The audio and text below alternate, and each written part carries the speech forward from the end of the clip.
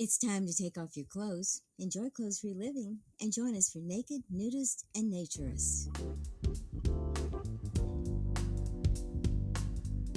Welcome to Naked, Nudists, and Naturists, the show that celebrates clothes-free living for all. I'm your host, Frank Stone. And I'm your correspondent, Lisa Monroe, and I'll be reporting on all things within the naturist community. So it's time to get naked and join us. And enjoy clothes-free living on Naked, Nudists, and Naturists.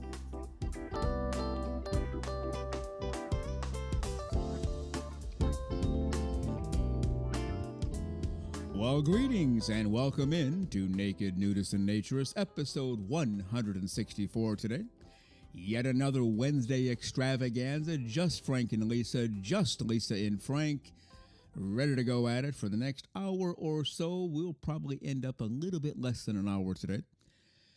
We come to you every Saturday morning and have done so since July 1st of 2023, every single Saturday. Haven't missed one yet, and every single Saturday show is exactly 1 hour long. Wednesday shows, we're supposed to come at you on most Wednesdays. Well, we've come at you every Wednesday since July 30th of 2025.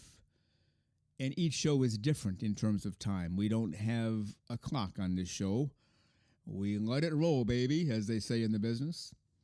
And most shows have been around the 45, 50-minute mark, maybe a couple shorter. A few have been over an hour, but generally in the 50-minute range. But we're here for you, and we invite you in, clothes-free living for all of the right reasons. And as we like to say around here, come on in. The pool is fine. It looks and feels like $1 million. The hot tub is going full blast right now at 104 degrees. The grill is going full bore, preparing our lunch for us, so come on over for that. Fruits and vegetables off to the right. Cold drinks off to the left, hot drinks inside. You go out the left side door, there's a hammock awaiting you. Need a break? Need a quick nap? Well, that's your place to go. Behind the pool screen area, and then down the hill just a little bit. Guess what we have there? We have 3 putting greens. You can practice your putting, and off to the right, a little bocce ball action. And you come back into the pool area. In the back left corner, we have a cigar bar. Help yourself. And all of those, by the way, were suggested by listeners. The whole cigar bar thing, the hammock, the bocce ball, the putting greens, even the espresso machine that awaits you inside. All suggestions and contributions by listeners. So come on in and enjoy clothes-free living today. And if you brought nothing with you, who cares? Come on in. You don't need anything. We have everything, including extra towels, extra chairs, extra suntan lotion. No excuse. We're glad you're here to enjoy this next, as I said, hour or so, perhaps a little bit less, of Naked, Nudists, and Naturists, clothes-free living for all. Well, over the last few shows, we've talked about some things going on with the American Association for Nude Recreation, some big programs that are being rolled out, and the marketing committee is chaired by George Oberly. That's a volunteer position. I don't know how many hours he puts in, but it's a whole bunch. Certainly a meeting every month, but he does a lot of work behind the scenes on his own. And he's come up with an ambassador program, and we talked about that recently, Lisa and I did. Would you like to be an ambassador for the American Association for Nude Recreation? And here are some items that you will be asked to do in outreach efforts to get more people to join AANR. They want you to have at least 3 outreach interactions each month, and those could include speaking with prospective members or first-time visitors at your own club, representing ANR at festivals, community fairs, regional events, writing short articles or social media posts about naturism, hosting informal Q&A sessions or meet-and-greet gatherings, sharing verified ANR materials with the public. And each effort for outreach can easily be logged in through the Ambassador Outreach log. So you'll get access to the log. You can say, I met with 25 people today at such and such a club. You enter it in. There's your 1 interaction for the month. You need 3. And you do have to be a member in good standing with ANR for at least 3 years. You can't just join today and quickly become an ambassador. You do need 3 years of good service and being a good citizen with the American Association for Nude Recreation. And then once you do that for a whole year, serving as an ambassador, 3 interactions per month, you will get a full year's membership to Anna, paid in full, as their thank you for helping bring new members into the fold. George Oberle also came up with the Naturist Choice Awards, and anybody in the world can vote on this. You don't even have to be an Anna member. Just go online, aanr.com. There are 5 boxes near the top there. One of them says Naturist Choice Awards. Click on that, takes you to the page. But you only have until February 15th to vote, so time is getting short. If this is something in which you would like to participate, now is the time to do it. And as he put on the page, it's time to recognize your favorites that make the naturist community such an important part of your lives. We are thrilled to launch the Anna Naturist Choice Awards to celebrate excellence in nudism. A lot of questions there. You'll be asked to fill out your name, your email address, select yes or no. Are you an Anna member? Your favorite nudist resort? What makes this resort a favorite? Lots of questions on this sheet. And when you're done, you submit it, and it goes into the file. And the Naturist Choice Awards winners will be announced at some point down the road. And again, you don't have to be an Anna member to do that. So keep in mind the Ambassador Program, the Naturist Choice Awards, both available near the top of the page when you go to aanr.com. And we thank George Oberle and the Marketing Committee for all of their work on these 2 programs. Well, on today's show, you already know the recipe for today's show. It's just Frank Lisa or Lisa Frank if you prefer. We don't care either way. We're just glad that you're here. And Lisa is sitting with me right now. I won't bring her in for a moment. We have to play her music and make her feel all fancy and special. No, they can't hear you. Your mic is off, and there's a reason for that, because you'll say something, and we'll let that go for now, but I'll bring you in just a second. And we have a bevy of things to go over today, mostly generated by emails from our listeners. And so just sit back and relax and enjoy clothes-free living for all of the right reasons as we bring you today's show, Naked, Nudists, and Naturists, episode 164. Now, I don't know about you, but I hear some music under my voice. Do you hear it? Let's listen together and make sure we're hearing music. Oh, yes, there it is. I can hear it. I'm sure you can hear it, too. That can only mean one thing. It's time for the great, the terrific, the one and only, the one of a kind, the completely clothes-free and fully smiling, our naturism correspondent, Lisa Monroe.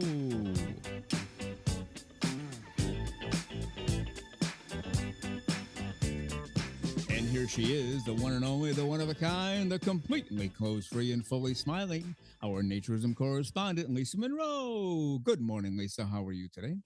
Good morning, Frank. I am doing absolutely fabulous. It is a little warmer, but I'm still absolutely fabulous. And how are you this morning? Not bad. Let's review my little intro there, if you don't mind. Yes. We've done this before, but every once in a while you should do a little check on things, right? Kind of like checking the oil in your car. You don't just fill it up once and leave it. All right. Right. So I said at the beginning, the one and only. There is only one of you. Is that true? That's that I've looked. I think there's no more of me. All right. No clones as far as you know. No. All right. The one of a kind. There really is nobody else like you, right? The way I see it anyway. We're all unique individuals, but I guess it depends on how you make that connotation. But no, I think I'm the only one, so that makes me unique. Okay, so that's 2 out of 4. We're 2 for 2, but we have 2 more to go. Completely clothes-free. Well, shoot, I can vouch for that. But thank you. Better if it comes from you. Yes, but I am completely clothes-free. Right. And fully smiling. You're always smiling, because I think you have something up your sleeve. If you had a sleeve on, you'd have it up your sleeve. The proverbial sleeve, yes. I will never answer to that question, so. All right. No need to. I already know the answer. It's obvious by the look on your face. I always have to be on guard here in the studio. People think radio podcasting is an easy job. It's not when you have Lisa Monroe as your partner. It can be a little tricky, but we'll let that go for now. Yes. Well, we have 4 letters we're going to read today. Actually, one guy sent in a second letter. So a total of 5, but from 4 different people, all about naturism. And they present different aspects of it, some fun, some funny. One from a guy we've never heard of. I think it's was it Sam from Spain Yeah, Sam from or Spain. I remember him Ned from the well. Netherlands, yeah, or Mark from no, Mark from France. That's who it Yes, is. yes, We haven't mentioned his name in what 8 9 seconds. probably Yeah, at okay. least that. But we have some other listeners who have written in as well, including Graham. And Graham is he and I write back and forth almost every day. Maybe not quite every day because we are 18 hours apart. So when he writes, I might not see it for 6 or 7 hours. And when I write, he might not see it for 6 or 7 hours. And there's a lag, and we might not get to each other every day, but right back and forth. And he comments on every single episode, and we comment back and forth, and he updates us on what's going on for him. So this is from Graham in New Zealand. And Lisa Monroe, you want to go ahead and read that? I'd love to.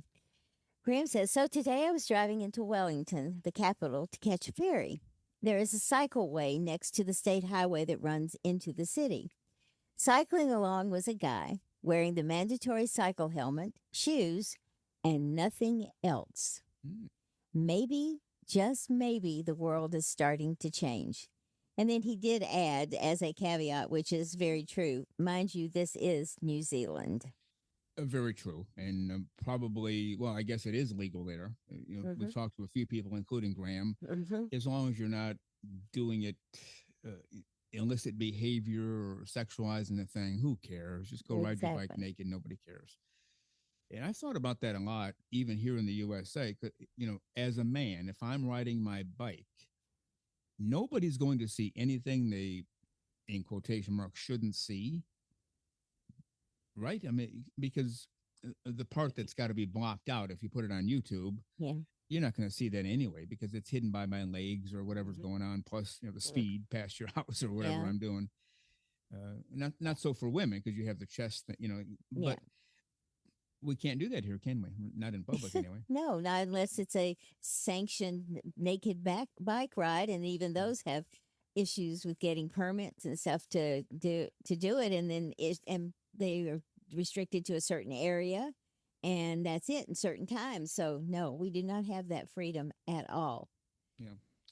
I used to go, it's one restaurant, a little diner. I used to go there on Saturday mornings quite a bit. Just one of those little tucked away places in a I hate to use the word cute. That's not a very manly word, but just a cute restaurant in a cute part of town. And you could just sit there for 2 or 3 hours, reading, more coffee. It's just a great place. And every Saturday, this one bicycle group would come in, I don't know, 25, 30, 40 people. They had finished their morning bike ride, which must have started really early. And everybody in the group had on those over the top skin tight biker outfits, Hmm. whatever they're called. And you can pretty much see everything anyway. So I remember thinking many mornings, why don't they just ride clothes free? I don't know if anybody would have a problem with it, especially in that town, but you never know. But we can't do it here. But thank goodness they can do it in New Zealand, right? Absolutely, and I think that's one of the things we love about having the global guests that we have on, our global listeners, because we keep getting reminded that they have some things we don't have, and things we need to work for. And will we ever get them? I don't know. The pendulum with things like conservatism and so forth kind of roll back and forth, and so hopefully maybe they'll we'll see that happen. But what really angers me in the US right now is that you can turn on the television and there are very sexually explicit, or sexual, not maybe explicit, but sexual innuendo on ads, on television shows. And so they don't mind showing that sexual part, but by golly, they don't want to show you riding your bike nude. And that Yeah. just doesn't make sense to me. Nope. None of it makes any sense. And No. as we dive into this and as people begin to open their minds and think about it, they realize how absurd it is. And that's why we have so many people enjoying clothes for a living for all the right reasons. And one thing, Frank, maybe to be a more manly description, you might want to say quaint instead of cute. That's true. Yeah, there's certain words.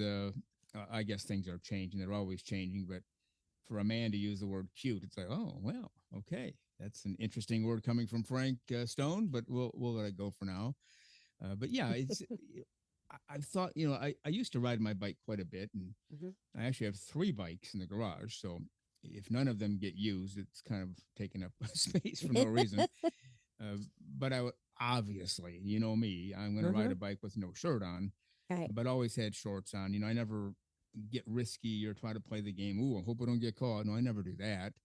But clothes free bike riding for all the right reasons, that just seems totally natural. But anyway, we're glad Grahame spotted somebody doing it. And as he said, maybe, just maybe, the world is changing. But of course, that is New Zealand.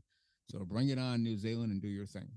Well, and one thing that listeners should know about Graham is that he is fearless when it comes to being a naturist. He Mm-hmm. takes, I mean, he I don't know how to describe. He just does it. I mean, and everyone else kind of expects it, and so they don't. No one says anything to him, and I just think it's wonderful because there's such a acceptance of things, and because they know he's not being untoward about anything. So I just wish we had that level of people who just didn't care about what other people did. Oh, that would be nice. Let's jump down. We have a couple of letters here. It's he sent one day, and then I wrote back, and then he sent another one from David Berry.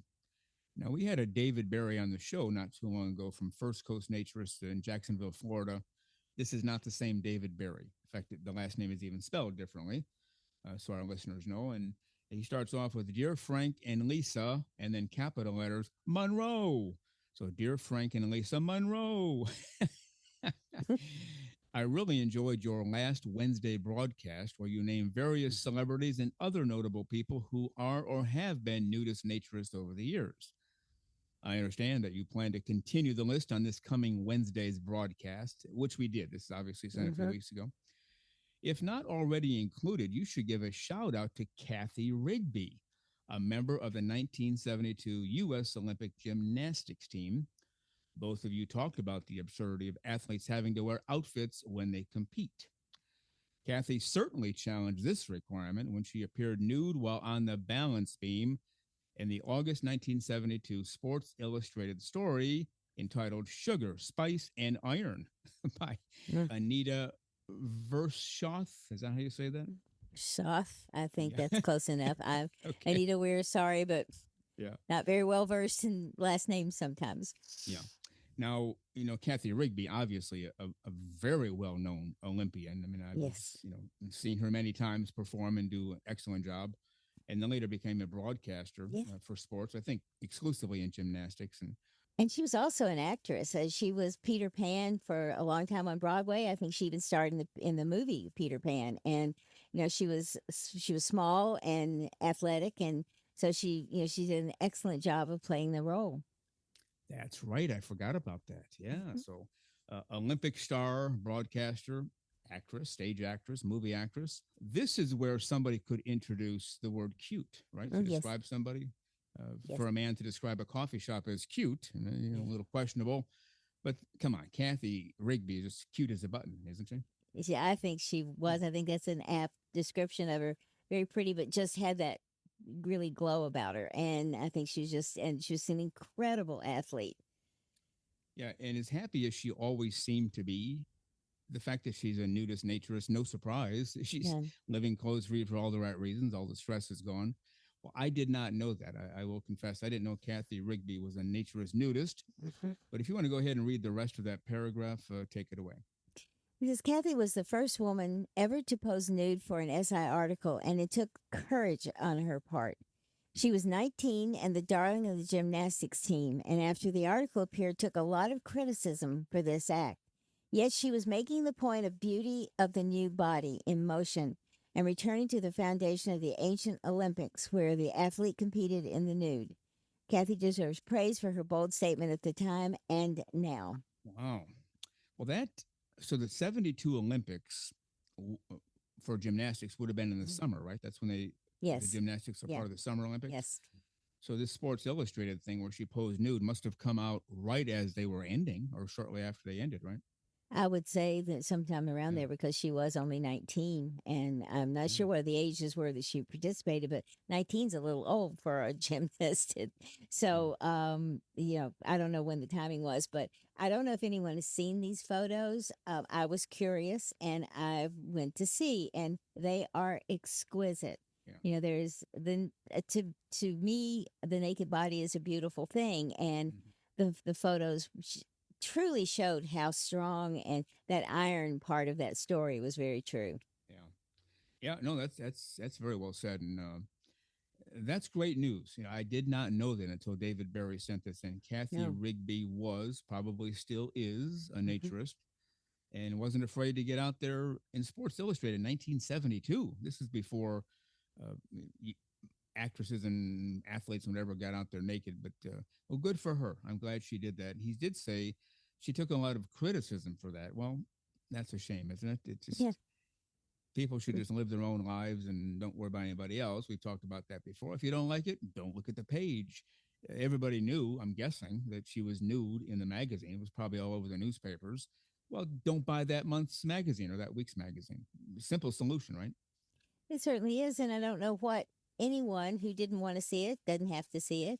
And what offense did it create to anybody else? I mean, it's like, None. don't care about what your next door neighbor is as long as they don't shoot you. I mean, it's utterly ridiculous that people get involved in every other people's lives. Yeah. So, Now, at the beginning of this letter from David Barry, he said, "Dear Frank and Lisa Monroe," yes, he capitalized did. Monroe. And at the end, he has a P.S. I capitalized Lisa's last name because I assume that given the way Frank introduces her on each podcast, it is meant to appear in large print. Well, there you go. I'll accept that. How about you? Absolutely. I'm for that anytime. Yeah, all right. And then I responded to David Barry, and then he wrote back. If you don't mind, go ahead and read that.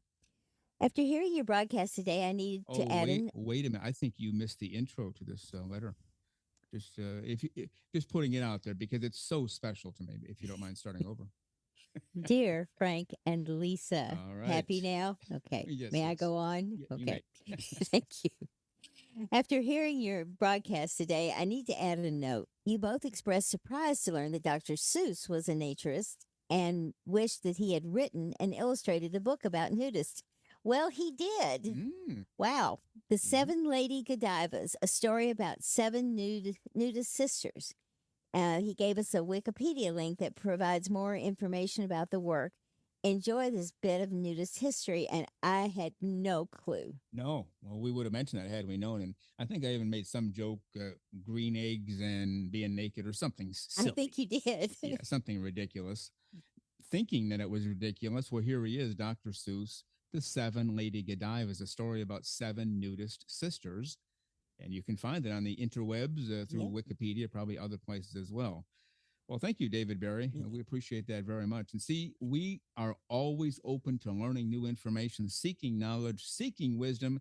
And now you and I, Lisa, are smarter than we were even 2 minutes ago, aren't we? I feel much smarter now. And Yeah, actually I mean that because the information yeah, to us is very important. So yeah. I we love getting feedback on what we do and also addendums to what we do. And Hmm. corrections if we ever are wrong, but we're never wrong. No, but I'm kidding.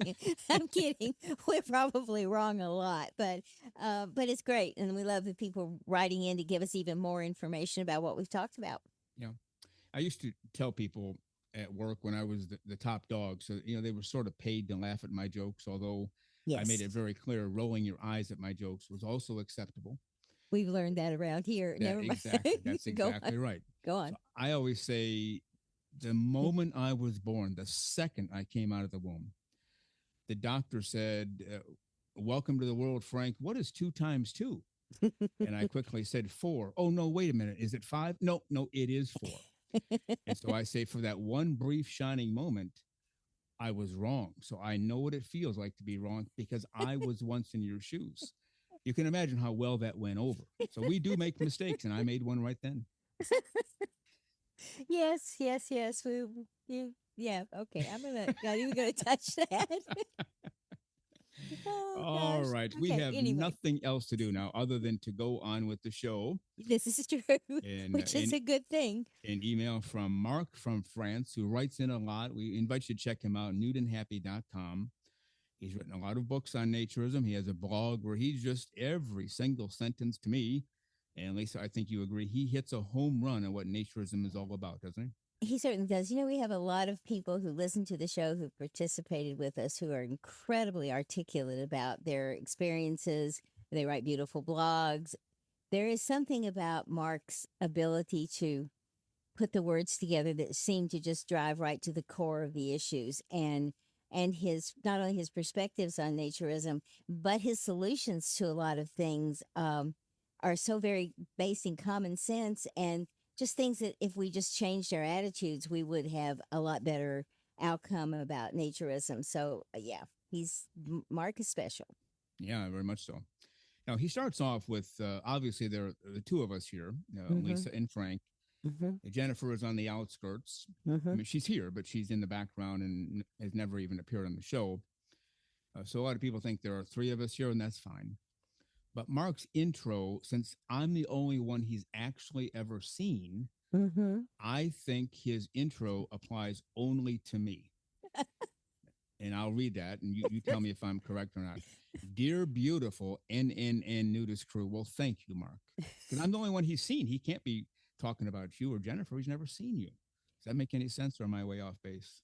I, I, I'm going to speculate that he might mean from a personality standpoint, Oh, possibly, that's or true. Yeah, that yeah, kind of thing, because he didn't use the word cute, so I don't know that's true. about that.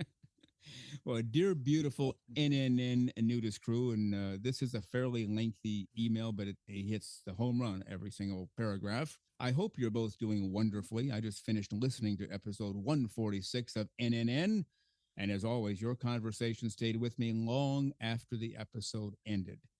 This time, the discussion around nudity in locker rooms struck a particularly personal chord, and we'll get into that in a minute. But isn't that see that's where it hits with us when somebody says our conversation stayed with him long after the episode ended because we've given them something to think about. Is that how you see it?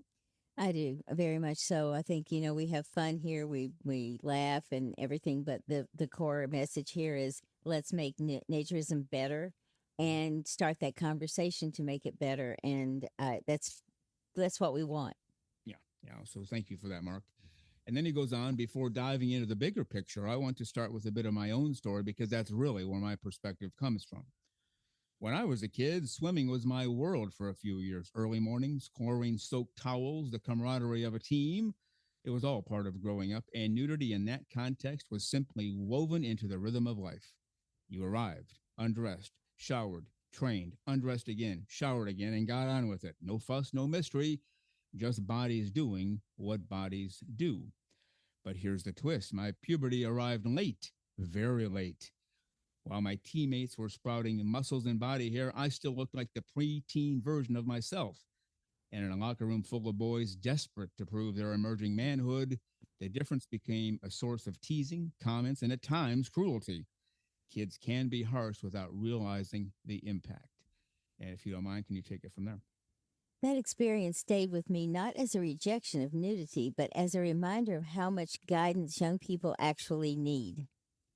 A locker room full of adolescents without an adult presence isn't liberation, it's an unmoderated social experiment. If a coach or supervising adult had simply been present, modeling respect and shutting down the cruelty, it would have made a world of difference. Not because nudity was the problem, but because unmanaged behavior always becomes the problem. And that's where the conversation about privacy cubicles and protective infrastructure loses something essential. When we hide our bodies to prevent discomfort, we avoid teaching young children how to handle differences, respect boundaries, and treat others with dignity. We replace education with avoidance. And in doing so, we unintentionally teach that the body, especially the naked body, is something to hide, fear, or sexualize. Yep. And he goes on, that's where I find myself completely aligned with the article you were reading. This shift away from shared nudity in everyday settings is a profound loss. Not because locker rooms need to be exhibitions. That's not the point at all, because normal, non sexual nudity is one of the simplest ways we learn that bodies are diverse, ordinary, and not inherently provocative. This next sentence really hits it for me. The real problem isn't nudity. The real problem is how society has trained us to interpret nudity. And if you want to take it from there. We bury the body under layers of anxiety, sexualization, and taboo. Films, advertising, and social media constantly present highly curated, sexualized, idealized bodies and then tell us these images represent the human norm. Meanwhile, ordinary bodies, the ones we live in, get pushed out of sight. When the only naked bodies people see are filtered, perfected, or sexualized, we lose our sense of what the real human body actually is. Yeah. Now, years ago, there was a group of girls in our neighborhood, probably 20 or 25, in a big neighborhood. And they got into this whole body image thing. And I don't know who started it. Nobody really figured that out, but they decided they had to be as skinny as is humanly possible. And every single girl in that neighborhood was like a stick with Mm-hmm. arms and legs. A couple of them got sick, and one almost passed away, from anorexia. So that's what that does. They see these images in Hollywood and on TV and in the magazines, and not realizing these are all doctored, and nobody Mm-hmm. looks perfect. Nobody Mm-hmm. is perfect, but that's the image they present, and then everybody else thinks they're not worthy, so they keep their clothes on, and or they'll be made fun of. Right. But then Mark goes on. This is why I feel so strongly about making a clear distinction, one that we've blurred far too often. First one, non sexual nudity is normal. It doesn't require permission, approval, or justification. A naked body simply existing in a non sexual context is just a person living their life.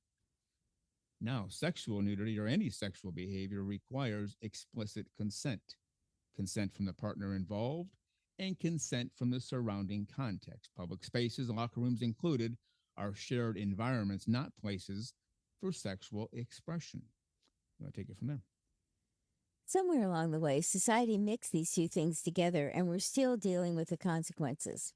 If I undress in a locker room, I am not performing. I am not sexual. I am simply living in my body. If someone behaves sexually in a locker room, that is what crosses the line, not the nudity. Imagine the clarity we could offer young people if we taught them that simple equation from the start. Nudity is normal, consent is mandatory. Yep. And then he goes on. That's it. With those two principles, everything else becomes remarkably straightforward. And before we finish up that article, we do want to take a moment to remind you that we are the official podcast of the American Association for Nude Recreation. Are you a member? If so, that is great. But if not, you can become one right now. Just go to aanr.com, follow the navigation through membership, and within moments, you will become a fully fledged member of the American Association for Nude Recreation. How about that for a deal on a Wednesday afternoon? Well, you are listening to Naked Nudists and Naturists, episode 164 today. We give you a brand new show every Wednesday afternoon, 12 o'clock p.m. Eastern Time, and also another show every Saturday morning, 6 o'clock a.m. Eastern Time on Spotify every single week. And we are very glad that you're with us today enjoying clothes-free living for all of the right reasons. Let me read those two lines again. He even put them in bold print. Nudity is normal. Consent is mandatory. Yes. Like he said, his next sentence is, that's it. And that is it, isn't it? That's the core, and that's I've heard these. If you look at when people talk about rape or any type of violence in that respect, it's always there's something. Well, what was she wearing? Or well, that's boys, and that kind of thing. And we've allowed those things to become the norm in how we look at these situations. And he's right. Education is the key here, and I don't think a lot of people are getting that education. No. But those two principles then, nudity is normal, consent is mandatory. We'd raise kids who aren't afraid of their bodies or others. We'd raise adults who don't project sexuality onto nudity. We'd reduce shame, bullying, confusion, and the fetishization that comes from hiding the body away. And we'd reclaim something humanity has lost, the ability to differentiate between a body simply being a body and a sexual act that requires mutual agreement. And if you'd like, go ahead and finish it up.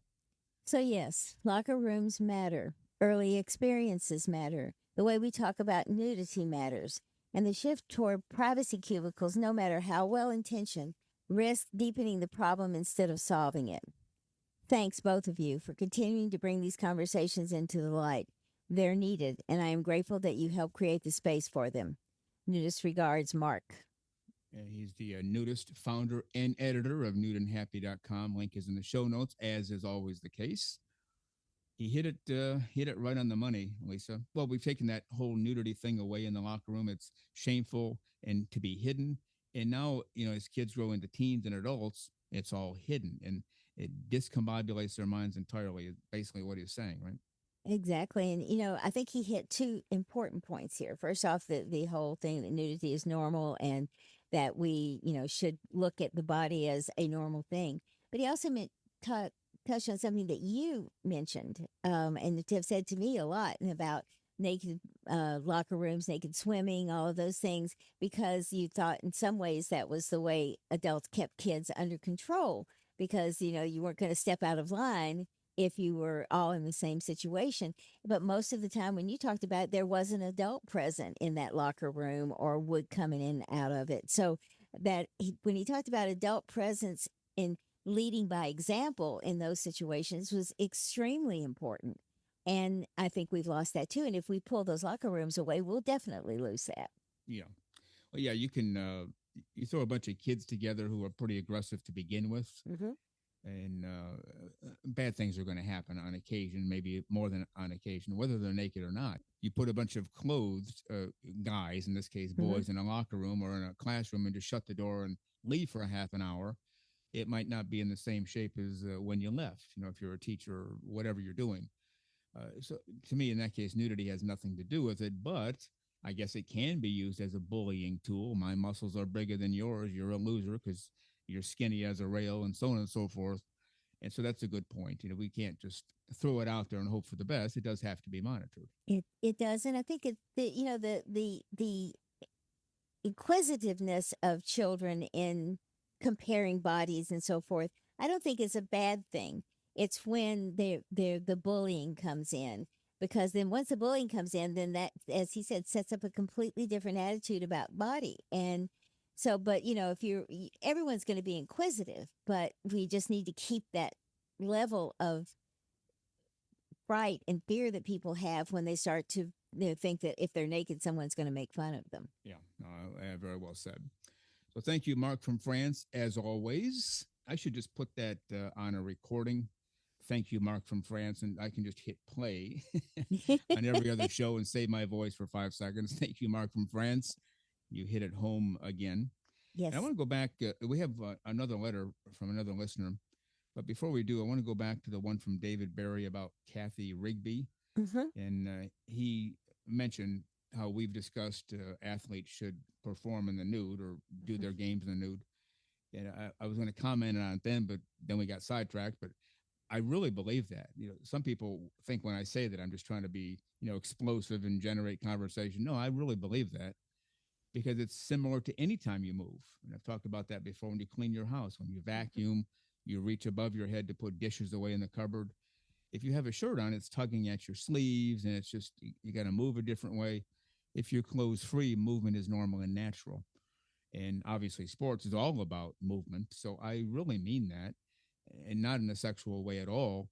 Wouldn't it be great if athletes were allowed to play the games in the nude? Now, I guess depending on the sport, well, maybe every sport, if you have teams, you'd have to have something on to designate you're this team and not that team, whether it's a hat or whatever at that point. But makes sense to me. What do you think?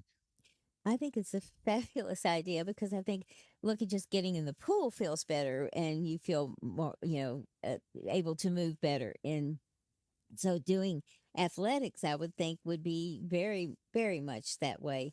And, I was a dancer. And so dancers always wear leotards and they wear, tights and everything. But if you look at the material, it's extremely thin, it covers nothing. And the fact is that dancers in the nude would probably be much more graceful as well. So I think that it's anytime we move the body that it makes total sense. So Yeah, so we should not have clothes. That's it. And I know Sports Illustrated, after a while, got into a whole sports and nudity thing, or nudity and sports thing, where they would have professional athletes pose nude in their magazines. Mhm. And this is Sports Illustrated. This is not something you find in a back room at the bookstore, adults Right. only. And as some people like to say in society, they covered certain parts, but they showed everything else. I mean, they had Hmm. very famous athletes, not nondescript people, but the big names. So there are some attempts by some people to make it normal and natural, and I still think eventually we'll get there. It might not be to by tomorrow, might be another 1,000 years, but doggone it, we're going to get there, aren't we, Lisa? I hope so. And I was watching a video the other day with that was an interview of Tim Gunn, and Tim Gunn's very strong in the fashion industry. He was on Project Runway as a mentor and well known within the fashion industry. And he made a comment that I get that's kind of stayed with me. And he was talking about obviously clothing, and so this is a textile, definitely a textile world he lives in. But he was talking about uniforms and the differentiation, how we make a difference because how someone's dressed. Because how do we know someone's a nurse if they're not dressed a certain way? How Mm-hmm. do we know someone's a server in a restaurant if they're not dressed a certain way? The same with the police, anything like that. So, what we've done is use clothing to differentiate classes Mm-hmm. or professions, Mm-hmm. but they have no other reason. And it's like you said, how do you play naked? In a sport. If you remember we've seen the blacks, from New Zealand. I think it's the non-professional soccer group. Their numbers were markers on their backs or Right. whatever. So there are ways to do it, and they had a blast doing that, and Mm-hmm. people had a blast watching them. So we have kind of categorized ourselves, and those things we can strip away when we're naturists, but we've almost come to expect them when we're not having being naturist, and we were in a restaurant. Who's the waiter? And so we've kind of, I think, kind of boxed ourselves in a lot of ways that we almost have to have that differentiation, and it's really not necessary. Yeah. I've uh, I've mentioned my doctor before. I've known him forever. His kid was on my baseball team. He lived down the street from me, so there's a personal connection. And he actually became my doctor first, and then eventually we got to know each other personally. And we were talking one day about that very thing. There are certain professions as men that attract women. If you're a man and you're doing a certain job for a living, there are some women who will be attracted to that. Professional athlete, for example. You ever go near an NBA locker room? There are all kinds of women outside the locker room hoping to get a glimpse and, hey, I'm over here, Mr. Mhm. So and so. Well, being a doctor is one of those professions too. It can be. It doesn't mean it always is, but it can be, because doctors are known to make significant money, pretty good Mhm. living. And there are some women who are attracted to that. Now, I'm not saying anything that anybody doesn't already know. These are not my Yeah. opinions. It's just kind of what it is. And so we got into a discussion. He started acting more and more like a doctor with me, as opposed to a guy down the street who knows a lot more about my medical condition and, Mhm. and blood tests and everything else than I do. And I said, "You're getting really formal." All of a sudden, he goes, "Sorry about that." He goes, "He said, yeah, sorry." He goes, I'll be myself." He goes, "You got to realize, as a doctor, I have to kind of put on an act every day with patients, Mhm. because there are some people who want more than others." Mhm. And I said, "Are you talking about women? Do you get hit on?" And he said, "Hey, Frank, I'm a doctor. I get hit on every single day by a number of people. It's always more than one, not more than 20, but yeah, as a doctor, I get hit on every day." That doesn't mean that every doctor gets hit on every day. It just meant that he did, and probably some others too. And so it reminded me of a story that I read in the newspaper. Some guy, I don't know what he did for a living, but he wasn't a medical person at all, had no training. But he went to a shop where they sold medical clothing, and he bought, whatever they call it. What do they call those? Scrubs. Scrubs, yeah. Scrubs. And had his name sewn on the shirt, what his name or a fake name, I don't know, Dr. So and so. And he would go shopping like that and try to pick up women. And Mhm. half the time he was successful, because, oh my gosh, a doctor's here in the cereal aisle. "Hi, Dr. So and so. Can I ask you about the headache I've been having?" "Well, sure, I'd love to help you." And before you know it, they're having a few drinks at the bar and whatever. And so, yes, the uniform does attract. different elements, whether good or bad or indifferent. That's not the point. But people do make decisions based on how you look and how you dress. In schools, I just read this the other day. Well, first of all, schools, a lot of schools have gone to uniforms. Yes. They print the shirts, and whether they give the shirts to the kids or they buy them, I don't know. But dark pants and matching shirts. Or I guess the girls could wear a skirt. I don't know. But there's a guy running for governor in Florida. He's announced there will be a school uniform on every kid in Florida, mandatory school uniforms. And his theory is because that takes away what you mentioned uh, a few minutes ago, people thinking, oh, you must not have much money because your clothes look like heck. Or, whoo, he must be really wealthy because look at that sharp outfit. Now everybody's on equal playing field, as we are when we're clothes free, right? Certainly. And, the one thing about school uniforms is if they're going to do that, they need to take it all the way down to shoes. Because one of the things that I read a while back about school uniforms is that differentiation came in when kids were wearing Nike Jordans and other kids couldn't afford them. So Oh, then you sure. were that differentiated them right there. So it didn't matter that they had a uniform on. So I think that, if we're going to do that, it has to be fully everything that they're wearing into school. And that way, then nobody knows, it does it. So, and that's a good thing in a lot of ways. But I just, I'm not sure. I think school uniforms are all that great, but that's not my decision, I guess. But I think that we do absolutely, you know, someone said to me once, would you go to a doctor who drove an old beat up VW or one that drove a brand new Cadillac? Yeah. And, and that sets up a whole different kind of connotation because who cares what they drive? But that car was a symbol of how successful they were. Mm-hmm. So, it's just, we've just done this to ourselves, and naturism is suffering because people still feel they have to have that level of, telling who people are by what they wear. Yeah, no, that's true. Well, I fell into that trap only because I felt I had to because of what I was in as the top Yep. dog. You walked into my office and right behind me. So if I'm at my desk and you're facing me, you Mhm. couldn't miss it. Right behind me, all of my college degrees and certificates. It Mhm. looked like I was the smartest guy who ever lived. Yep. I'm not. I never made that claim. But when people would come in, well, this must be somebody of significance here. All a big game.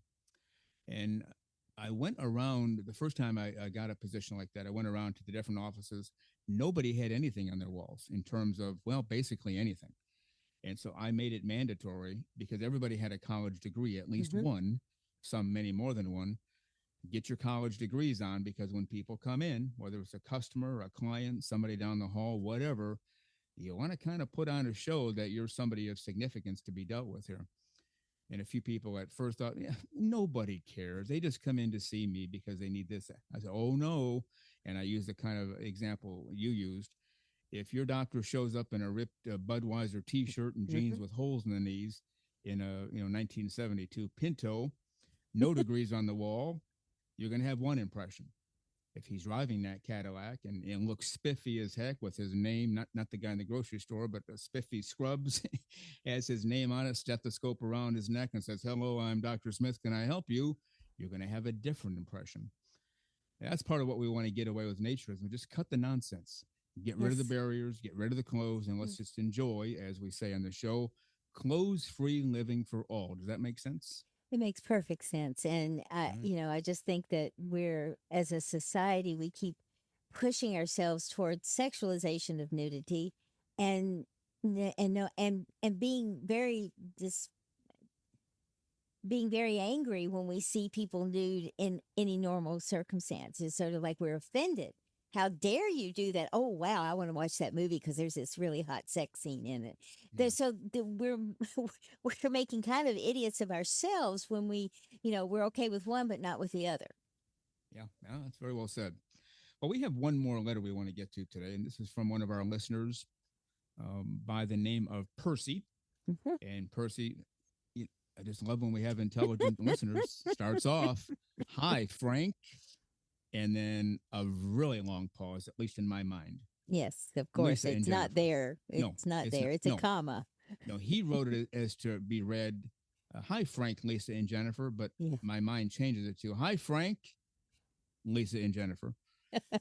Anyway, do you want to go ahead and read that? Now I that I'm put Frank first because this is in response to him.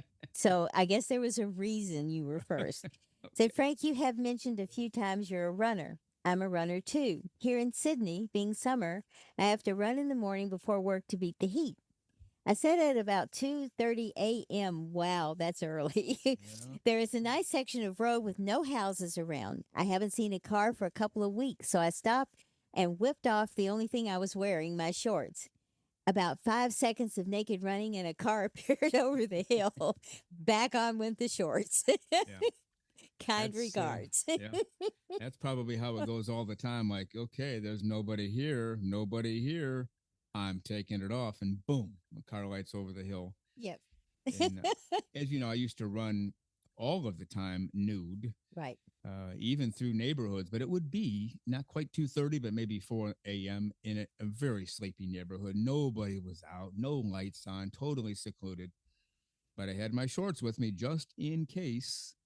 And you could literally go down the main street of this town 4 a.m., no cars at all, as in zero, no cars whatsoever. Mm-hmm. But I never pushed the boundaries, and I always was on guard, in case a car came around, I'd be ready to go. And if I got closer to an intersection, I wouldn't be silly. I would just, the codes go on. Mm-hmm. But it's a totally different feeling. You mentioned swimming a few moments ago. You swim with a suit on, you swim with a suit off. A world of difference. Doesn't even have the same feeling anymore.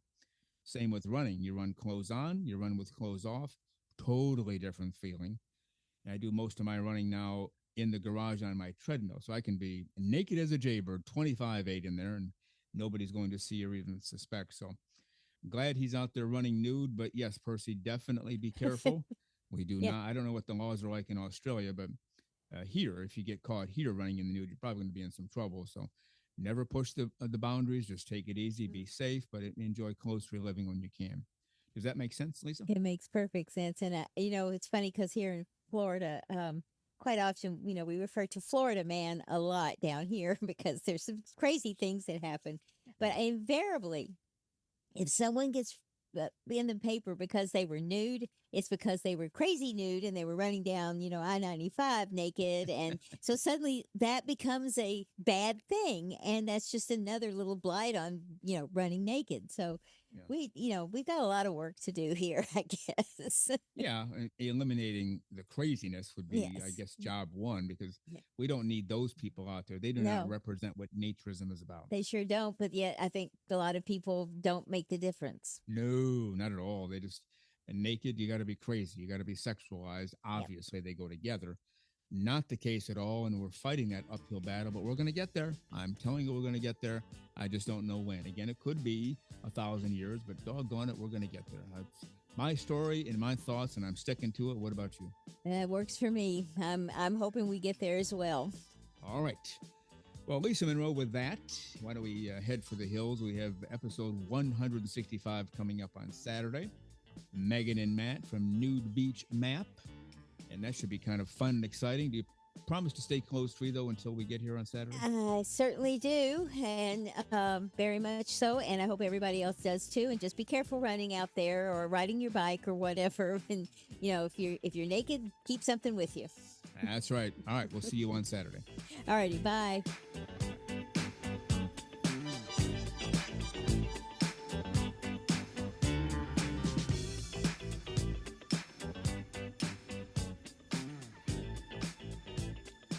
The very terrific Lisa Monroe as she goes foxtrotting out of the studio today. Actually, I don't know what she just did. It was a dance move I don't recall seeing. I just threw foxtrotting out there to be silly. But she is a pretty good dancer, and not a bad way to add a little spice to the show. Wish we had a video of that. That would be nice and probably break the internet, but the terrific Lisa Monroe does a whole bunch around here, as you know. Does all of our memes, does all of our merchandise work, does all of our website work. And as I recently mentioned, we are looking to rather dramatically upgrade our website. If you know of somebody who does website design in high quality, or if you do it yourself, get in touch with us. We might have some work for you to go full bore and make our website match the show. We want to go fully professional with that website. It's okay right now. It's not bad, but we know it can be a whole lot better, and that's not our area of expertise. So if you're an expert, if you know somebody who is, let's get in touch with us. You can write to us about that or about anything, because we enjoy hearing from you. Our email address, nakedforevermore@gmail.com. You can find us on our YouTube page, our Spotify page, our website. Lots of ways to link in with us, and we hope that you do early and often. Well, we hope that you enjoyed today's show. Lots of letters, and coming up this Saturday will be part 1 of my interview with Matt and Megan, or Megan and Matt, depending on how you want to look at it. Husband and wife team out of the Vancouver area. There's something going on with Vancouver. We just had Renee Bellamy on for 2 weeks. Now we'll have Megan and Matt and Megan on for the next 2 Saturday shows. But they run Nude Beach Map. They spotlight and highlight nudist resorts and places you can be naked all over the world. They've traveled to many themselves. They rely on their readers to log in as well. And they do a lot of videos. They're out there all over the place. So the next 2 Saturday shows, Matt and Megan and Matt from Nude Beach Map. I also forgot to mention you can reach us through our Patreon page. We're available there to take messages. So write to us early and often, and if you don't mind taking a moment, review, subscribe, all that good stuff on the podcast platform of your choice. It gives us even greater visibility as we just keep going full steam ahead, naked nudists and naturists. You've been listening to episode 164 today, and we appreciate you very much. And we will see you on this coming Saturday for episode 165. Well, you've been listening to Naked Nudists and Naturists, episode 164 today. We give you a brand new show every Saturday morning, 6 o'clock a.m. Eastern Time, and on most Wednesdays, 12 noon Eastern Time. Continue to join us. Check us out on our website, nakednudistandnaturist.com, Spotify, Google, Amazon/Audible, Apple Podcasts, and also on Twitter. You can write us anywhere, anytime, any place. And we thank you for being with us today. Plan to join us for every single one of our shows here, and have your clothes off when you're listening. We have our clothes off when we're broadcasting, enjoying the naturist life. We celebrate clothes-free living for all. Remember to enjoy being naked and join us again for Naked Nudists and Naturists. We drop a brand new show every Saturday morning, so come back and join us. Have your clothes off when you do for Naked Nudists and Naturists. Have a great clothes-free day.